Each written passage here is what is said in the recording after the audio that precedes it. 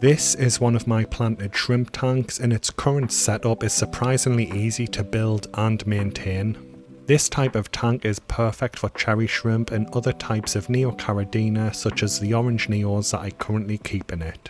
The tank's been running for 5 months now, and I wanted to go over how I set it up, the mistakes that I've made along the way, and why I've made several changes to it.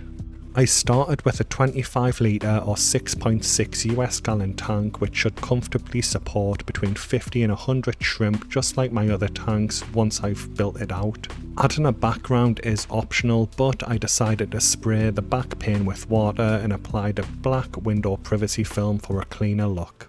As for the substrate, I went with a black inert gravel, as my original plan was to only grow moss in this setup.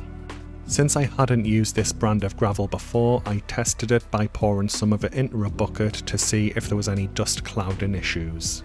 The gravel seemed to be fine, so I added about ½ an inch across the bottom of the aquarium and moved on to the next step. I have heard that darker substrates may be able to help shrimp develop richer colours, making them stand out more, but I'm not 100% sure if that is true. I bought 7 tubs of Christmas moss for this tank, but in hindsight, Taiwan moss would probably have given a similar look and been easier to grow under this light. My original plan was to fill the tank with moss mats and shrimp sticks along with tubes to give the shrimp plenty of hiding spots after molting, so I gathered the necessary accessories.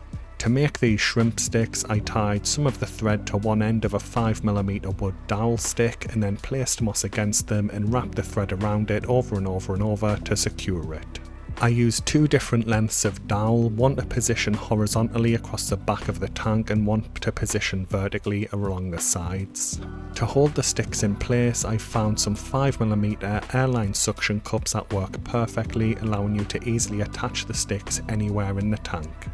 Provided you're using 5mm wood dowels, with these suction cups they'll fit right onto the end of the stick and let you attach it anywhere.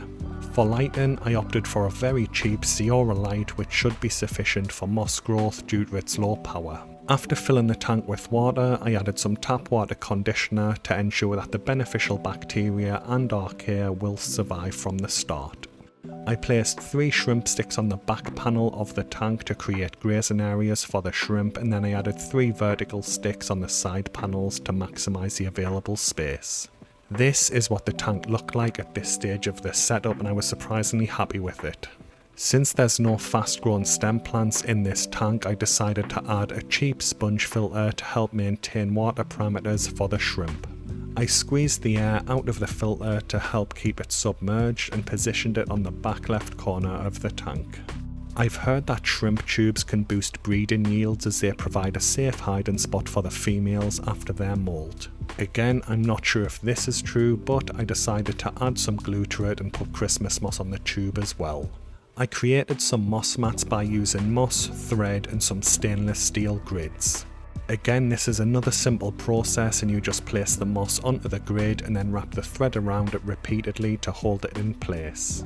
Once the tubes and the moss mats were ready, I added them to the tank. I did have a few smaller tubes left over from a different tank build, so I decided to add some glue and moss to them and add them to this setup. My initial idea was to try and maximise the hiding spaces for the shrimp while also creating as much grazing area as possible. Here's what the shrimp tank looked like at this stage of the setup, and it's pretty close to what I originally wanted from it. To help the tank cycle, I added some Dr. Tim's ammonia solution to simulate a bioload, and I connected a USB air pump to the sponge filter. Fast forward 1 week and the cycling process was progressing as expected, but not much was happening. The moss is quite hardy, so it wasn't affected by the higher ammonia levels in the tank and everything seemed to be going smoothly.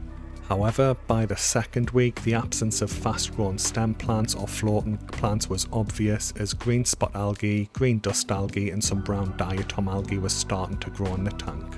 By week 3, the algae had started to take over, but I wasn't really bothered about this because Neocaridina shrimp will feed on all 3 types of algae. This is the only tank I've ever set up that's experienced such a big algae bloom during the cycle, and I'm guessing that it's due to the lack of the fast growing stem plants and floating plants that I usually use.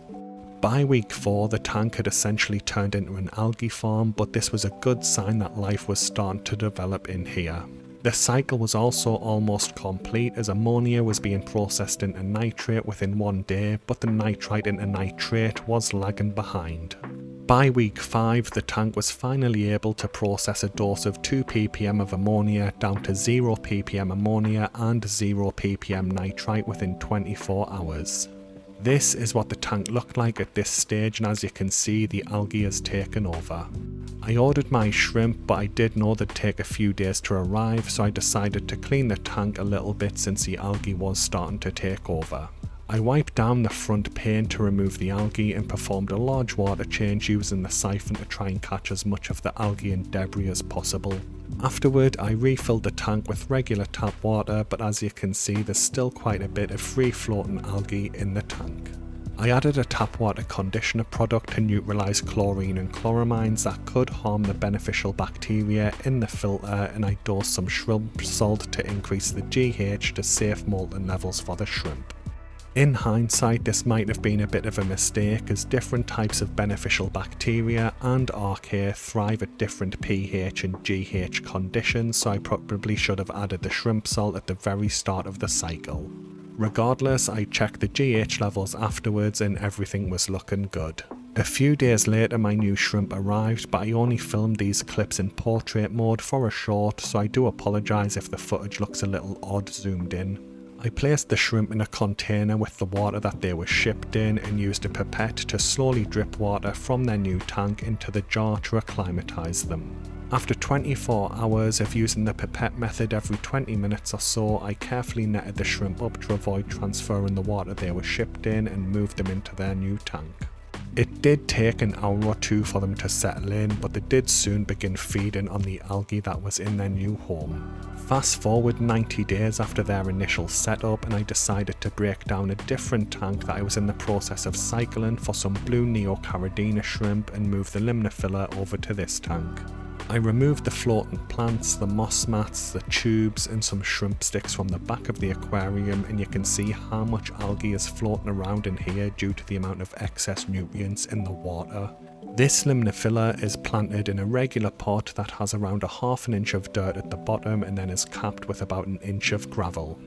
In my experience, Limnophila sessiliflora is one of the fastest growing stem plants for the low-tech side of the hobby, and my hope was that I would absorb the excess nutrients that was letting the algae take over the tank. I also moved 2 monoselenium mats over, as well as a real piece of Cholla Wood and the 3D printed version into the tank. The shrimp seemed to really enjoy the real Cholla Wood when it was first introduced, and I still catch them grazing on it occasionally, but it is very rare I see them on the 3D printed version. Because this tank is far smaller than the other one, I had to trim the limnophila down to size, and I did a partial water change to remove as much of the floating algae and debris as possible. I also removed the sponge filter, as the limnophila should easily be able to maintain the water parameters at safe and stable levels until I get my nano hanging back filter that I'd ordered online. So this is what the tank looks like today, around 5 months after its initial setup. I haven't seen any baby shrimp yet, but there's definitely 2 pregnant females in there carrying eggs, so I'm expecting babies any day. The first thing that I want to address is switching from the sponge filter to the nano hanging back filter. Sponge filters can work very well, and in my opinion they probably are the best filter option for a breeding shrimp tank because there's no moving parts in the filter in the water that can harm baby shrimp, but for my setup the hang on back just made more sense. It's far easier for me to maintain the filter media in the hang on back filter since the tank had been dealing with algae issues from the start, and when I removed the sponge filter to squeeze it out because it kept getting clogged with algae, the debris just kept going all over the tank and it was a pain to clean. That brings me on to my next point, which is adding the Limnophila sessiliflora, which in my opinion was one of the best decisions that I made for this tank. Since adding it, and I literally mean from the very first week I moved the plant over, the algae has died right back and it just hasn't been an issue again. Like I mentioned, Limnophila sessiliflora is easily one of the fastest grown plants in the hobby for the low-tech side of things, and it outcompetes the algae by consuming the excess nutrients in the tank and turning it into plant growth. And you can see how many excess nutrients was in this tank for some reason by the sheer size of this limnophylla, and I have been putting off the trimming sessions because I like the way it looks, but I'm definitely going to have to trim it soon. As for the small shrimp tubes that I added back at the start, I honestly think they're a waste of time and money. I used to have them in this orange Neocaridina tank, and I currently have some in my yellow Neocaridina shrimp tank, and all of my shrimp just ignore them, and I don't think I've ever seen a shrimp inside of it. This could be because there's no predators in the tank or something like that, but I honestly wouldn't recommend them for other people who are looking to set up a shrimp tank, and I have no plans to use them again in the future. When it comes to the Cholla Wood, the real Cholla Wood in my opinion does offer some value, and I do see my shrimp grazing on the algae and biofilm grown on it on a regular basis. The 3D printed version that I decided to give a try in my opinion has been a complete waste of money, and the shrimp basically ignore it, and I don't plan to use it again.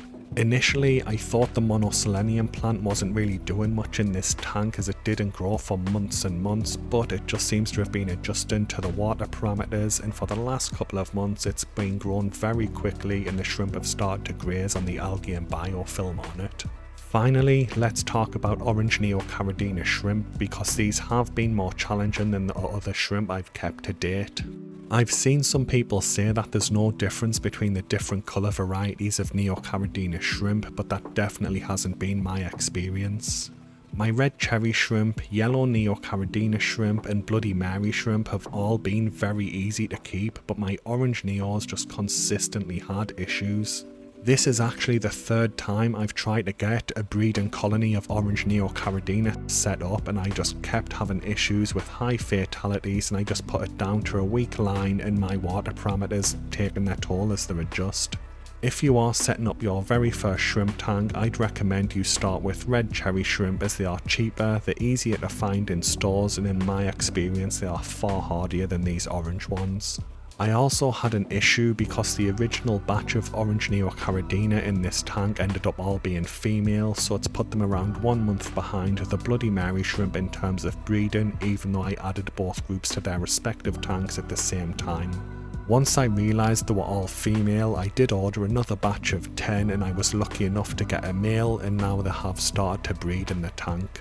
Although this may sound a little random if you are new to shrimp keeping, this can be surprisingly common because female Neocaridina shrimp tend to have more colour than the males, and a lot of breeders will stock their tanks at a ratio of 9 females to 1 male. Thankfully, it is easy to see eggs developing in the ovaries of female shrimp, so if you see eggs saddling on all of your shrimp, you know that they are all female. Just keep this in mind with your own shrimp tanks if they're not breeding, and make sure you have at least 1 male in there. A couple of months back I was considering rescaping this tank, but now that the Limnophila sessiliflora and monoselenium have started to grow in, I actually really like the way this looks. The shrimp do still graze on the Christmas moss when they're hungry, but the combined surface area provided by the Limnophila sessiliflora, monoselenium and Cholla Wood seems to provide all of the grazing space they need. If I could rewind time and start this tank from scratch, I'd probably skip the moss entirely and go with a potted setup like this featuring Limnophila sessiliflora, Rotala rotundifolia or Hygrophila polysperma along with the monoselenium, and keep things as simple as possible. I honestly don't think the algae problems that I had back at the start of this tank would have been an issue with that kind of setup either, because the fast grown stem plants would have used all the excess nutrients. Anyway guys, that brings the video to an end. I hope it's been helpful. Thanks for watching and have a good day.